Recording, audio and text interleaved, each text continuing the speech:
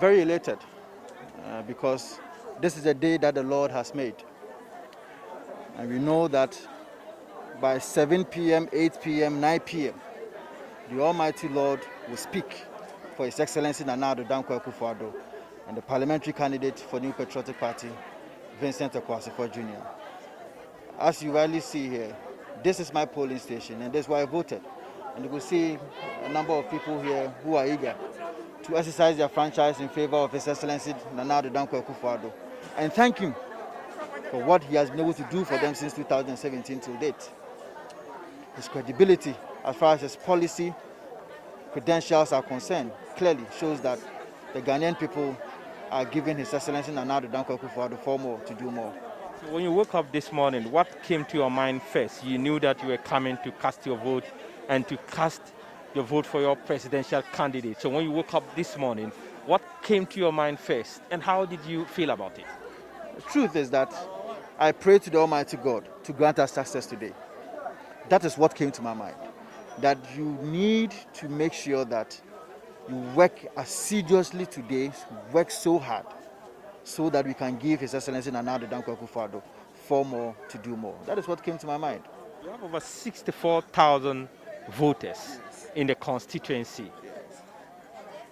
How many people do you expect that they will cast their vote for you? I mean, in terms of percentage. Well, if you check 2016, Nana Addo Dankwa Akufo-Addo pulled about 78%. Dr. Anthony Akoto also pulled about 77, 78% thereabout. Now, I am looking forward to a point whereby we'll be able to cross the 80% threshold. That is the only way that I will feel that the good people of Otafo constituency indeed voted in a thankful manner for His Excellency Nana Addo Dankwa Akufo-Addo. I am also hoping that not just Nana Addo Dankwa Akufo-Addo, the parliamentary candidate, that is myself, should be able to also cross the 80% threshold.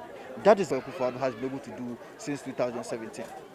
What happens if it goes below that, below the 70% that you had the last 4 years? It is not possible. It is not possible.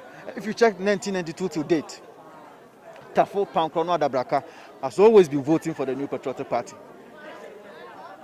In 2012, if you check, the numbers was able to come up a little bit. But in 2016, if you check the numerical terms, even though we went up, but in percentage terms, it came down.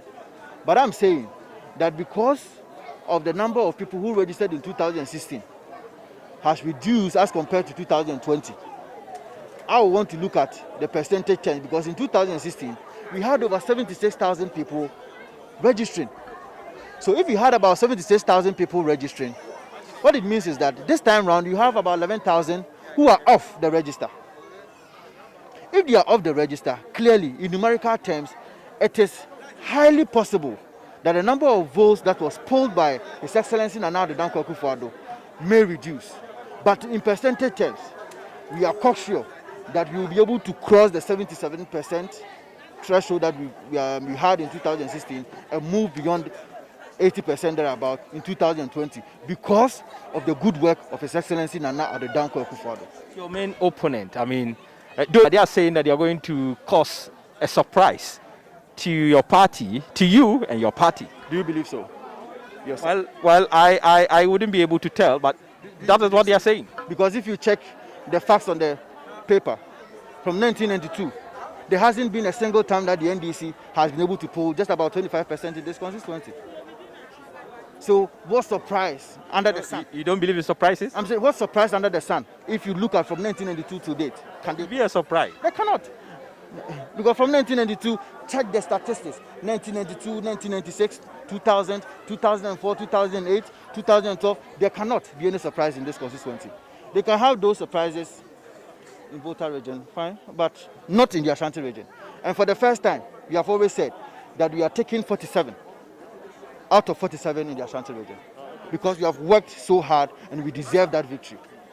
So you are highly optimistic that you're going to get more than 70% of the vote. I am getting more than 77%. I am doing better than 2016 because Dr. Anthony Akoto himself has charged me to do better than him. Because if I'm not able to do better than him, what it means is that he was not a good leader. He also wants to let the Ghanaian people and His Excellency Nana Addo Dankwa Akufo-Addo knows that he was able to leave a good legacy. Because I am campaigning on his legacy. It is because of his legacy that I was able to go down to the Ghanaian people, especially those who are in Otafo, to tell them that they should be able to vote for His Excellency Nana Addo Dankwa Akufo-Addo and myself. So if I get less than the threshold that he had in 2016, he tells me that it means he has failed. So he himself was on the grounds campaigning to make sure that we get more than 80%, which I am quite sure that inshallah, by 8 p.m., 9 p.m., it will be clear that the good people of Otafo resoundingly voted for Nana Addo Dankwa Akufo-Addo and the parliamentary candidates. Final words. My final words is that we want to encourage everybody who have not voted. You could see that the voting pattern is encouraging. People are eager to vote, even though the sun is scorchy and all that. But they are still in the queue, making sure that they vote. It has been largely successful. I went to Insheesu in the morning around 7:10, where I recounted a bit of a difficult challenge, whereby the voter register that was given to the New Patriotic Party, that is the provisional one, was different from what the EC themselves presented. I.e., the number of people that were on the voter register that was presented to the MPP was 552. Now, if you check what the EC themselves is different from what they themselves presented.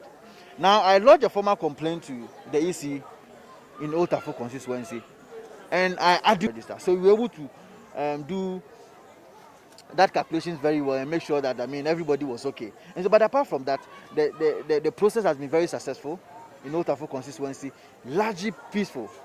If you remember, before we started this election, a lot of people were saying that Otafo is a flashpoint, and for that matter, there might be chaos here and there. Clearly, what happened in 2015, which I believe generated the idea that Otafo should be a flashpoint, is defeated, because since 1992, Otafo has never had any violence as far as elections is concerned. And so we have always rejected the fact that Otafo should be seen as a red, or if you like, a flashpoint whereby there can be violence. Otafo, before 1992, has always, especially those who live in here, lived harmoniously, whether you are MPP or NDC. So politics can never separate us. And I've already promised them that it will not be under any violence in Otafo constituency. So we have already rejected that, and I promise that we are going to have a very peaceful and successful elections. Inshallah, by 9 p.m., 10 p.m. thereabout, we should know who the winner of the elections is. Thank you so much. Thank you so much.